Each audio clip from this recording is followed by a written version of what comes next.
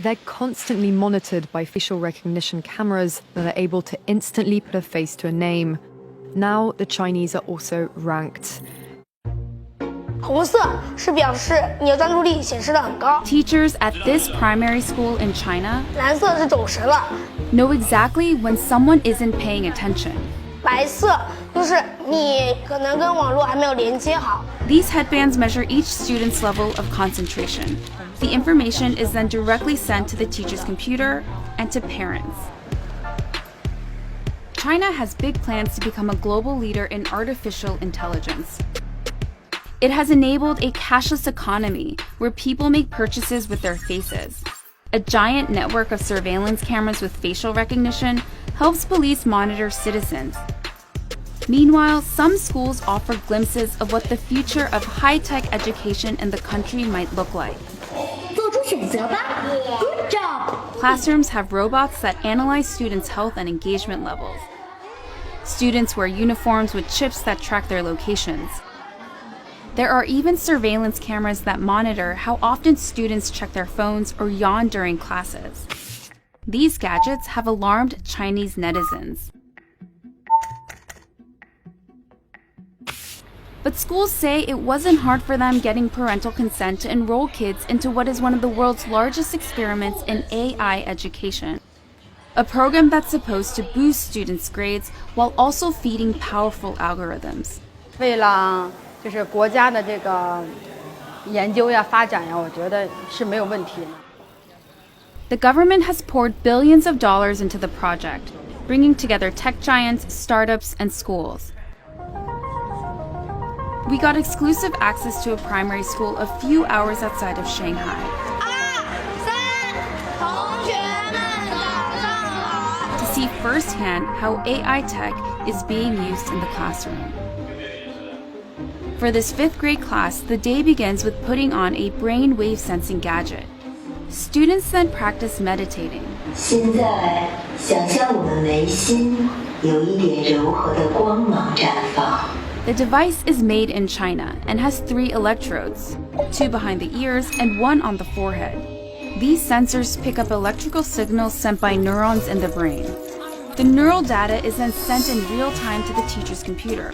So while students are solving math problems, a teacher can quickly find out who's paying attention and who's not. 说明这段时间他是有点在那走神的。 A report is then generated that shows how well the class was paying attention. It even details each student's concentration level at 10-minute intervals. It's then sent to a chat group for parents. 就是他可以看到每个人的评分。 The reports are detailed, but whether these devices really work and what they exactly measure isn't as clear. We were curious if the headbands could actually measure concentration, so one of our reporters tried on the device. 但我没有感觉自己特别集中。This is a new technology with still fairly little research behind it. Theodore Zanto is a neuroscientist at the University of California, San Francisco. He was surprised to learn that this tech, called electroencephalography, also known as EEG, is being used in the classroom on children. It's usually used by doctors in hospitals and labs. EEG is very susceptible to artifacts. And so if you are itchy or just a little fidgety, or the EEG wasn't set up properly so that the electrodes didn't have a good contact, affects the signal. Despite the chances for false readings, teachers told us the headbands have forced students to become more disciplined. 上课回答我的问题，就是他们的声音会比平常更响亮。 Teachers say the students now pay better attention during class, and that has made them study harder and achieve higher scores. 上课认真听讲，作业做的基本上是全对的。 But not all students are as enthusiastic. 就是自己感觉是脑筋空，我感觉这里有个紧的。 This 5th grader, whom we caught dozing off in class, told us his parents punish him for low attention scores.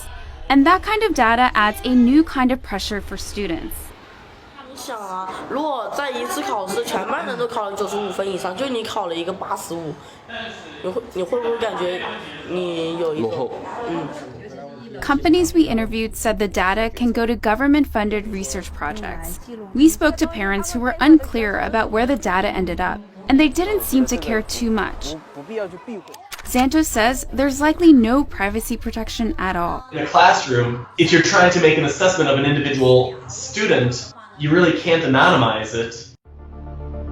Experts and citizens alike are sounding alarms about various aspects of the country's huge push into artificial intelligence.